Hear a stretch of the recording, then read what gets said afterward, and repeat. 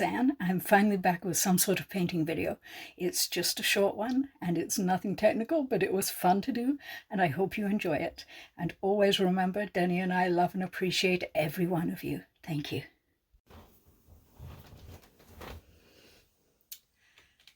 Okay, well, here goes my project for the day. This is something I've already started, as you can see. Some would say it's finished. I'm not content yet.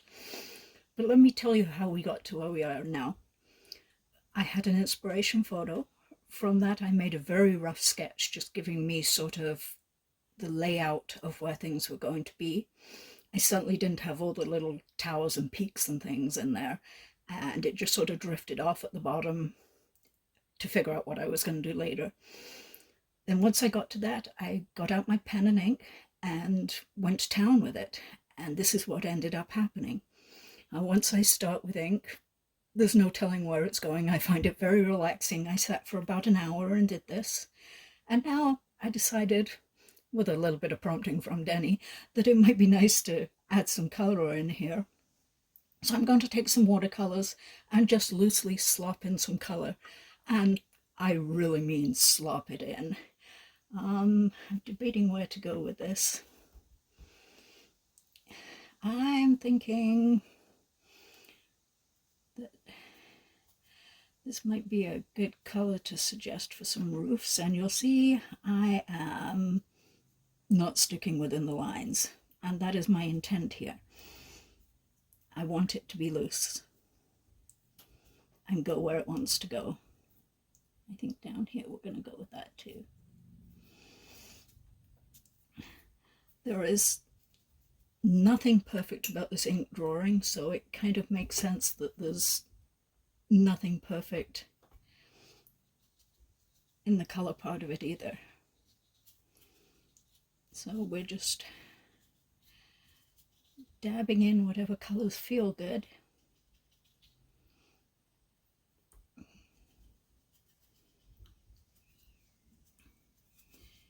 In a rough approximation of where they should be. And that's all I'm doing today, is just wherever the mood strikes, that's where I'm going, and I'm tossing in the colours that feel good. And we're definitely going to go with some grey stuff in here. Back in here. Oh yes, that looks good for the darker area. Where else do you think we should be dark? I think this building here. Maybe the extension of it. This guy. Looks like it should be dark to me. I think I'm going to bring the dark up to that one too. You can see no rhyme or reason at all.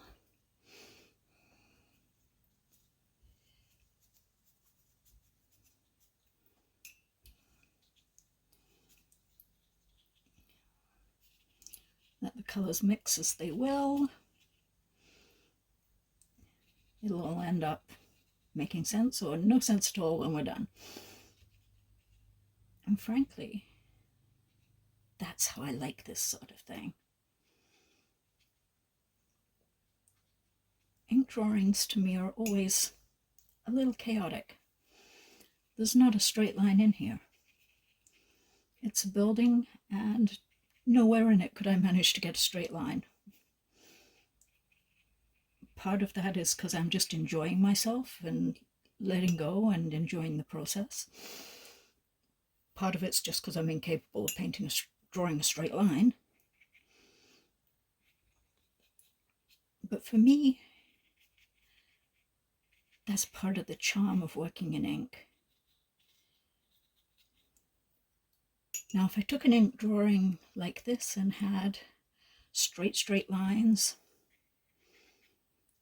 and everything just so, then I would probably go for adding the colour more in the style of an illustration, with everything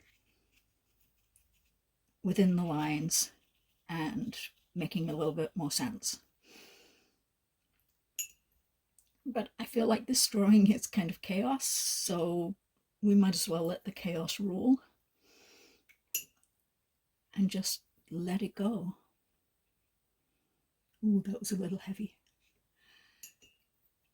Nothing that can't be picked up and adjusted and allowed to run out to other places.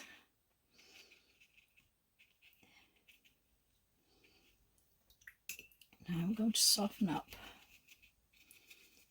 my edges out here just a little bit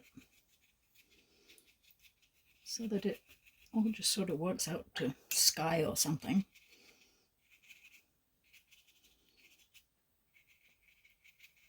Like that. Ooh, I like the running I have of the colours right in there. And now I'm just going to add some simple little splatters. Now the splatters on the wet paint will run, and in the drier areas they will stay as clear splatters. And that's fun too. A little bit of green splatter here.